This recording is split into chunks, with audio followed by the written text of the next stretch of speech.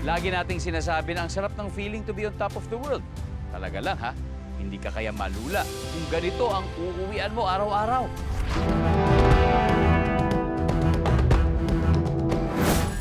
Home sweet home.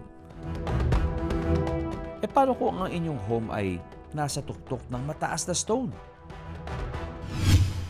Pinuntahan mismo ng YouTube vlogger na si Jonathan Narvaja sa Batangas. Na-discover ko yung bahay sa bato nung pumunta kami sa Mount Banoy.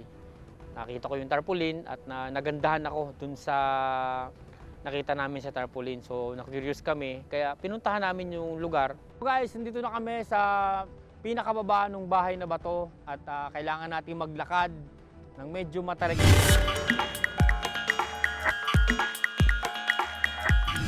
Dahil dating OFW ng 10 years sa Abu Dhabi si Jonathan, kaya nahilig siya sa mga astig na engineering design. Mula sa main road, sa kalsada, halos 160 meters.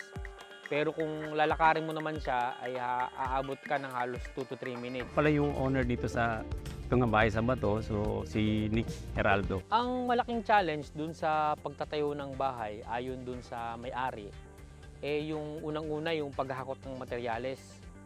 Pangalawa, yung pagbubutas ng bato para sa pundasyon. Porsigido yung may-ari na makapagpatayo ng bahay dun sa ibabaw ng bato. Unang-una nga, dahil ito ay kakaiba. Pangalawa, ang pinaka-importante daw sa kanya ay yung view. Napakaganda naman talaga ng view.